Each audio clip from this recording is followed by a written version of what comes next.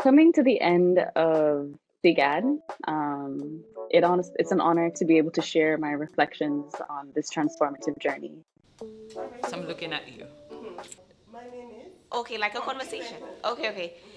My name is Desil Diane Francis. I am from St. Lucia and I'm representing the organization Girls of a Feather St. Lucia. My name is Portia Cottle. I'm from St. Vincent and the Grenadines. So my name is Anderson Richardson and I'm from the island of Grenada. My name is Maurel McIntyre. I'm from Dominica.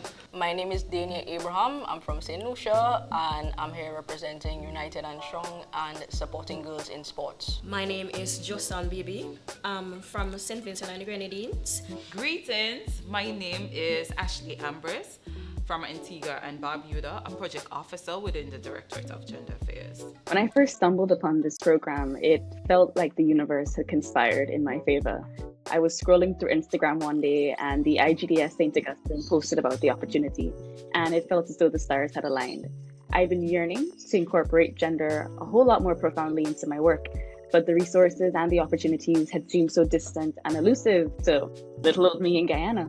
Nevertheless, I took a leap of faith and I applied, crossing my fingers for the chance to receive the bursary, so that when I actually received my acceptance, it was an incredibly validating moment that affirmed that this was the path meant for me.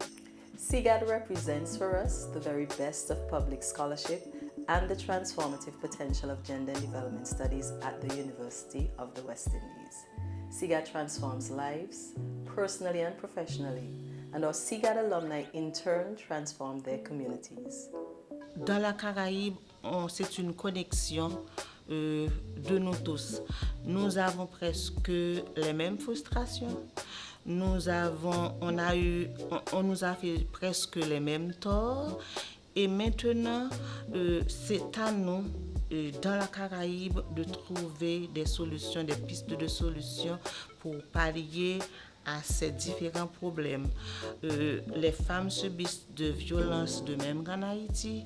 Et là, ensuite, les choses qui ne se diffèrent pas de mon pays et de la Caraïbe, c'est pourquoi que je dis que c'est une connexion. UN Women is committed to the SIGAD program for many reasons.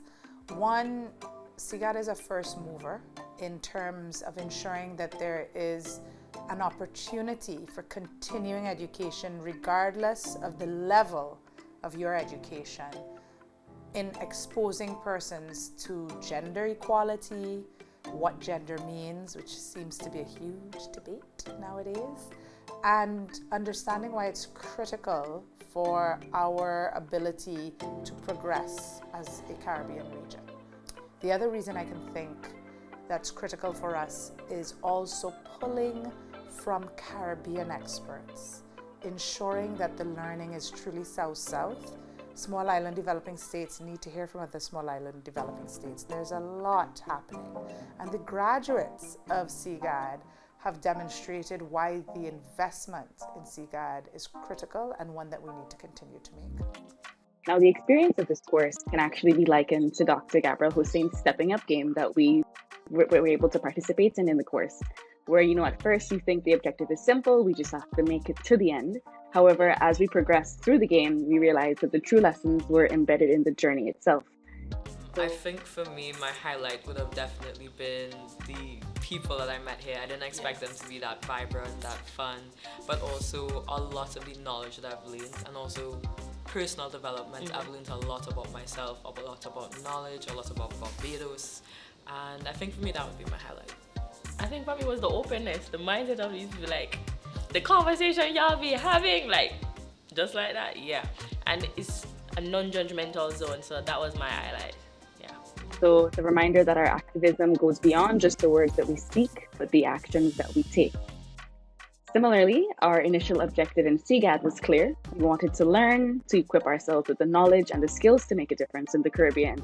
But what I've finally come to understand is that SIGAD is not just a course, but it's an experience. Okay, my final project is on the absence of a father, a paternal influence on young men in Jamaica.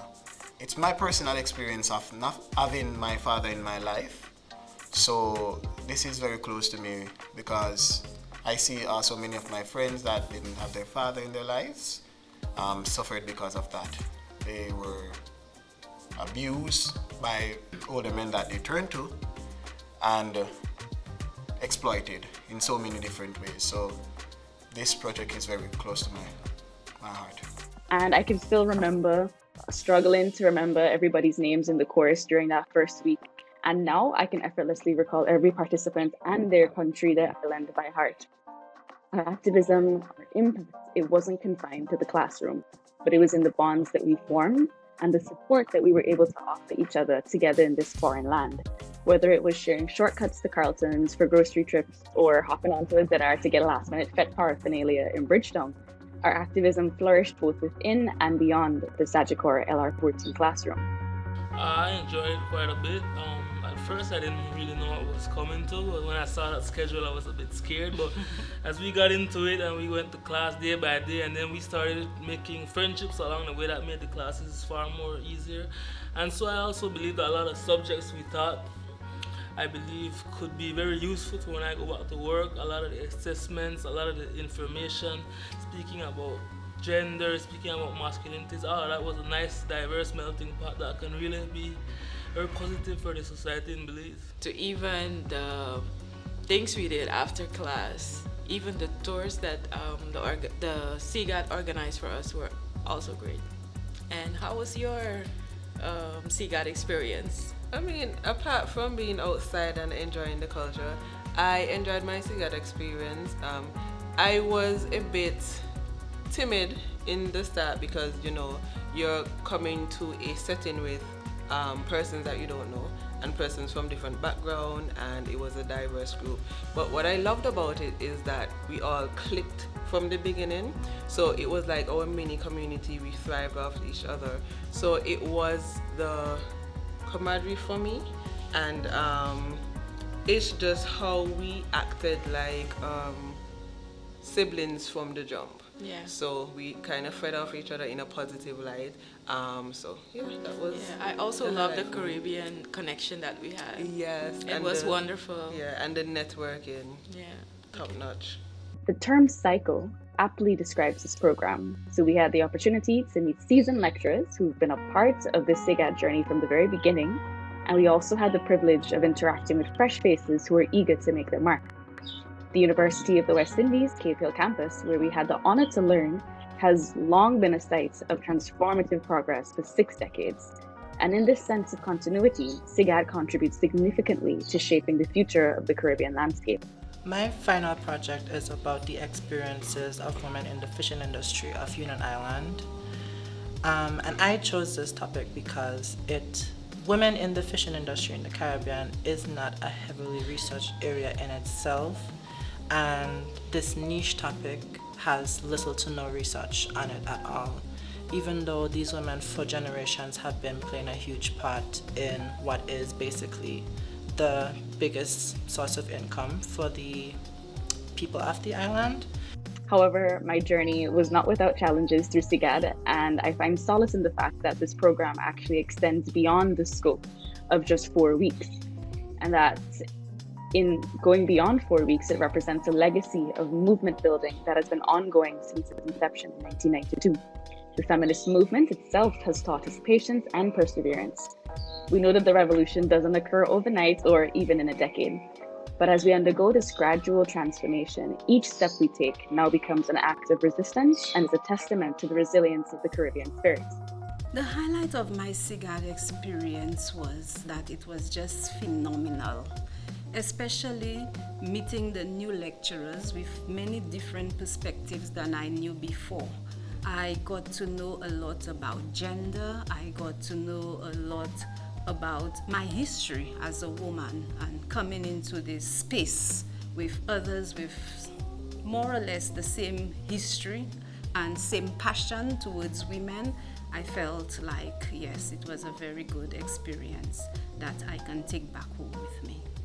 As we conclude this chapter, let us carry forward the lessons we have learned and the connections we have forged. Let us remember that the true purpose of our efforts is to change the world and to create a Caribbean where gender equality and social justice reign. Together, we are now bound by a shared vision for a better future. and together we have the power to make it a reality. Well, I would tell them that if they want to broaden their horizons and learn something new, and also become empowered as an advocate, and have an eye out for injustice and inequalities so that they can make this world better, that they definitely have to come to CGAD. That's what it did for me. Yeah, I agree, yeah. What I enjoy most about teaching in CGAD is the dynamics in the classroom. I love the aha moments when students are able to make connections between the knowledge and their own personal experience. But I think what is really, really important and what fascinates me the most is when they mobilize their knowledge and their skills and the networks to really bring about change, or to begin to think about change in their communities. So from the classroom, you have this planning around what I'm going to do when I get back home to make a change to this issue, this problem that I've identified.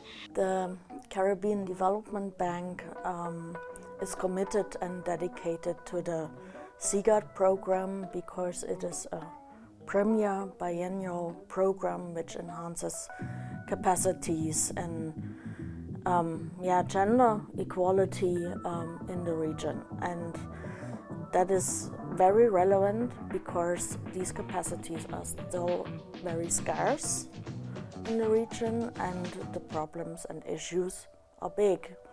For example, gender-based violence is an issue, economic empowerment, etc. So to enhance capacities, we need programs like CGAD who target a multitude of actors from governments over civil society, maybe also private sector, who can make a change.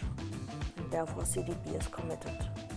So I'd just like to extend my gratitude to the Caribbean Institute in Gender and Development for this life-changing experience, and to all of my fellow participants for all of the great memories that we've created together. Thank you.